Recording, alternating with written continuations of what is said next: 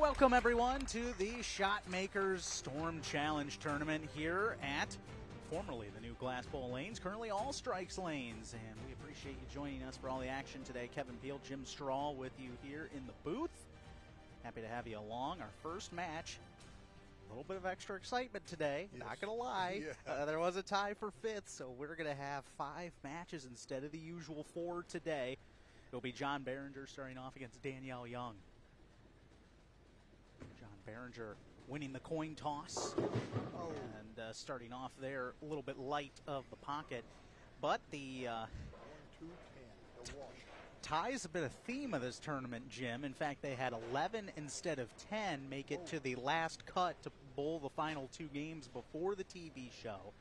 And so they also had a tie for 5th to go to the television show. So here we are. We're just going to bowl it out. And a little bonus coverage. Yeah, a little bonus coverage with John Baringer and Danielle Young. Both veterans in front of the camera. John Baringer, coach of TTA on the high school circuit. And can't quite get the spare to go there. Almost. So Danielle Young will now start on lane 25. And, of course, Danielle Young has been a fixture in this tournament. Get to her backstory. Her and Robert Damadeo are married, and they have been commonly on the show throughout the years. Sure have. From Illinois. Well, that looking good.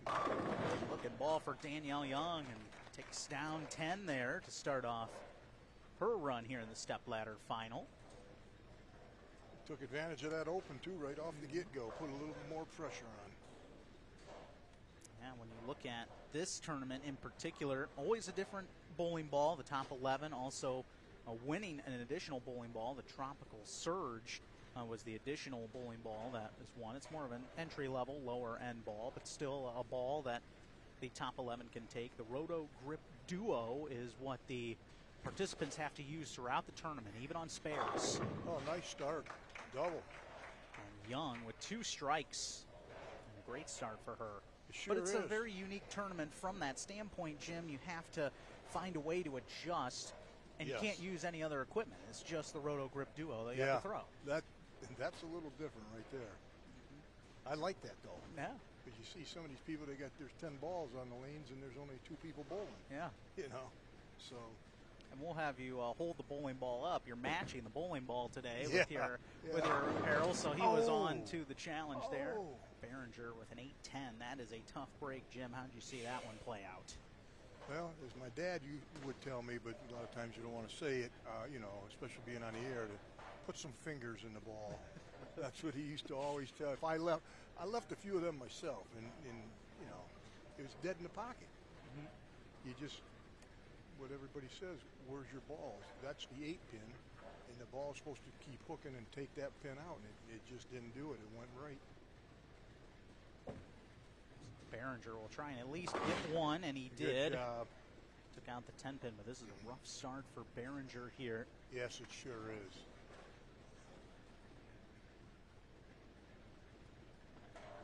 And some newer information. Keith Nussbaum, of course, tournament director, giving a $100 bonus if you shoot a 300 during competition. This is something to note. There were surprisingly, maybe yes, maybe no, surprisingly no 300s. There was a 297, but in all, the cut this year was higher than normal. So the scores have been up, but no 300s yet. And Baringer with a big strike. Yeah, he tries really to work his way that. back in. He needed that. He's dug a hole, like right now he's down 30 basically. That news is fresh off the press, just delivered to the broadcast table here to Jim and I. Yes, it was. That bonus. That's good. Keith did a nice job doing that. I'm glad to hear and see that. I hope we see one. Mm-hmm. That'd even be sweeter. We've had some close calls in this tournament. Danielle Young has it measured. Turkey to start. Yeah, and like you said, her and her husband are both here. That's him behind her right now, as you can see. And they came in from Chicago. Mm-hmm. Yeah, and there's Keith. Yeah. Giving up $100 if you can throw a 300. And she's still looking at it. Yeah, Danielle and Robert mentioned, of course, We had some snow here, maybe a couple inches, but not to the extent that they had in northwest Indiana coming through. Danielle didn't like it, may have dropped it, stayed out. Yeah, she didn't get it out far enough on the alley. They're officially from Rockford, Illinois, right by Chicago, and so they had to go through northwest Indiana Thursday night going into Friday to come here. And, of course, there was probably 1.5 feet, 2 feet of snow in the snow belt area south of Lake Michigan in northwest Indiana. It was treacherous whiteout conditions, they said, coming here. So it was a bit tough for them, and not always like that. But, you know, this time of year you never know what you're going to get on the Indiana Toll Road. And so that one missed. And there's an open. So Young does give an opportunity here to John Baringer. Yeah, he needs to jump on this with a double right here. He needs this strike big time. John Baringer has bowled for 5 years, originally from Youngstown, Ohio. High game of 272, high series of 724. Both these bowlers a 184 average coming into the TV program. Yeah. Pretty evenly matched, so we shall see what happens here. It's always a family affair of some sort. It's always fun. We had Robert and Danielle bowling against each other before. Trying to hang on here, maybe a little extra pin count. 1-2, 1-3 he'll have to pick up. He's telling himself to slow down a bit there, Jim. Yeah, all he's got to do is throw a strike ball right here. And he can even tug it, because if he hits to the left of the head pin, it still should take out the 3-pin. We mentioned family affair because Danielle and Robert will not bowl each other this year, but we could see a father-son battle I'd later like to on see that. That'd be between Quentin Varner, the 3 seed, and his dad, Charlie Varner, who already has been on the show, of course. Yes. And has been close to winning. Good pickup there. And Baringer with a big-time pickup, so that's how he bounces back after the strike. 2 opens, strike, spare for Baringer. This is the 3rd time he's bowled in this tournament, and John did mention it is a must-do. And, I mean, for many reasons, very competitive and always an awesome tournament, but when you talk about a lot of bowlers coming from other neighboring states hours away to participate, you know it's an excellent setting. Too far out. He's a little too far out on that. Got half of them. You got to get it right off on that first arrow, and it should walk right in there. This is the bucket he's got right here, the 6 count, so this is not going to be easy for him. Well, and Jim, it seems like if you're a little wide on that, on the sides, closer to the gutter, it's not quite making the turn. You almost have to be more of like inside, maybe 2nd arrow, 10th board potentially to be hitting the pocket. Yeah, I don't think he needs to go outside the first arrow. There's count there too, because he was on a strike, wasn't he? Mm-hmm. Yeah. Just a couple of pins, a handicap really not a huge factor in this particular matchup between Danielle and John. They're pretty much right about the same. Danielle can really help herself and put a lot of pressure on him with a couple strikes here. That's a good looking ball. Ooh, 4-pin. Yeah, nice ball though. Just a touch high. Usually the 4 will go out, but the 9 stays up. That's the way I always. Whenever I had a string going, it seemed like I always left the 9. You bury it, you think, yeah, and all of a sudden there's the 9.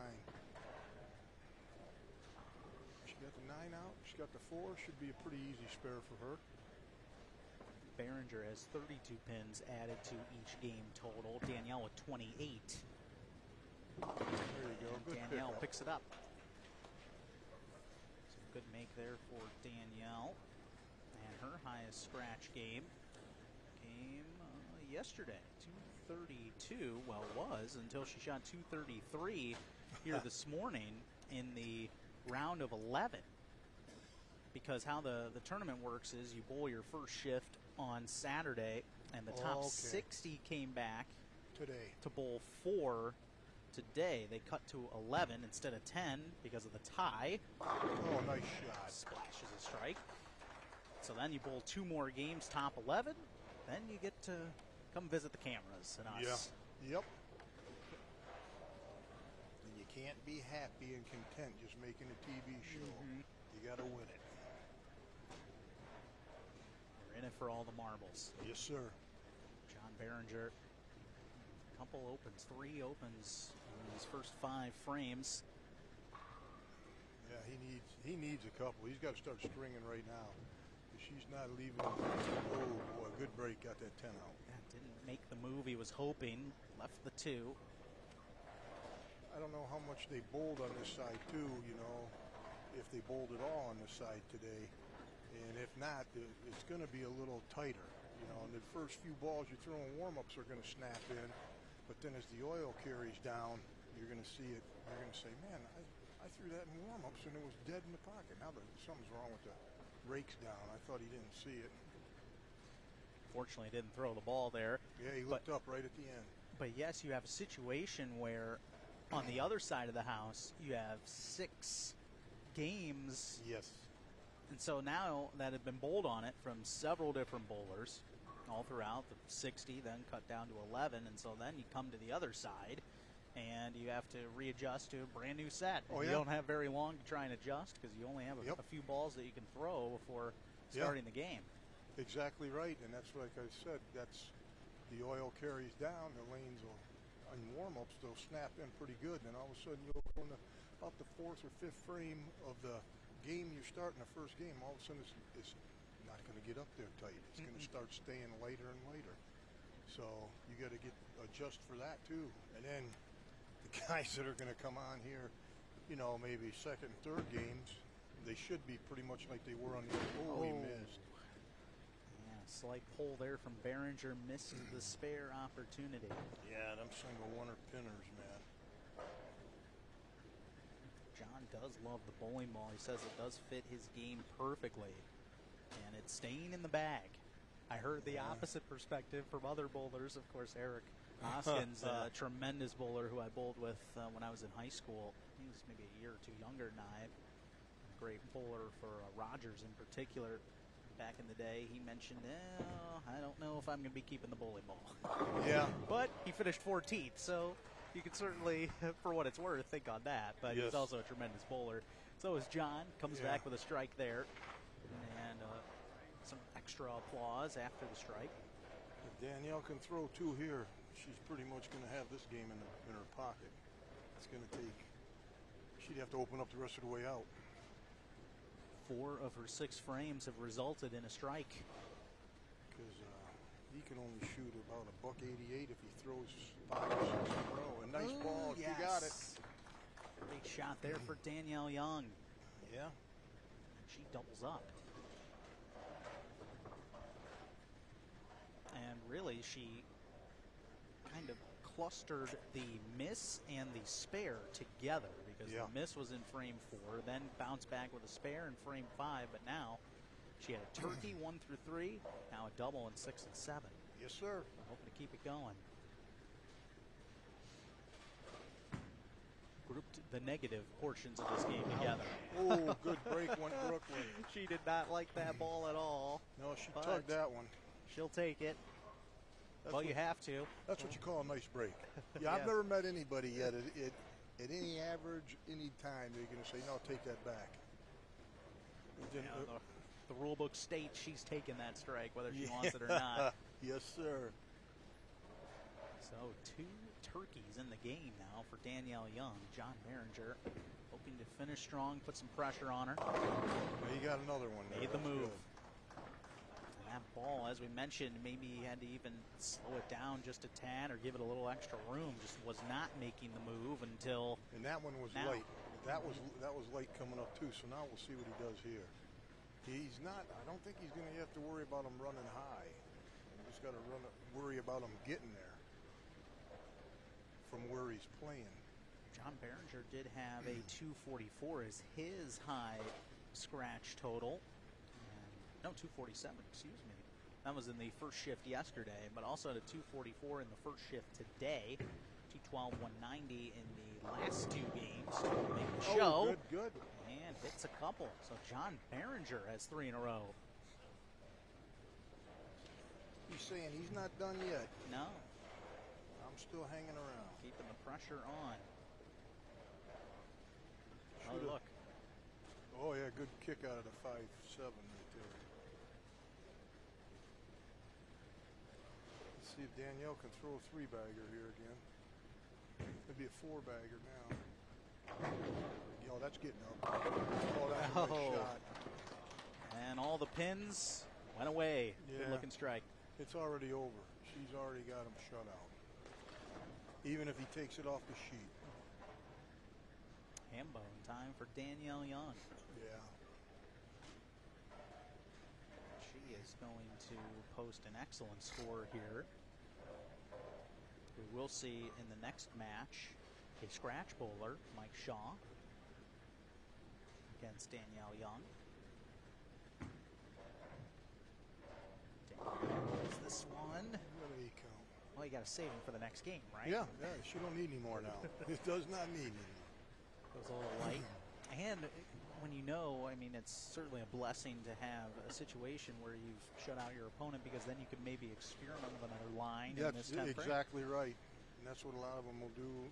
A lot of people will do that, and a lot of people will try a different ball, too, on their fill ball.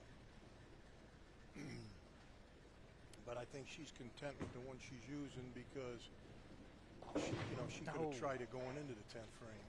Because, yeah, 222 for Danielle Young. And you add the 28 pins of handicap, so she finished with 250.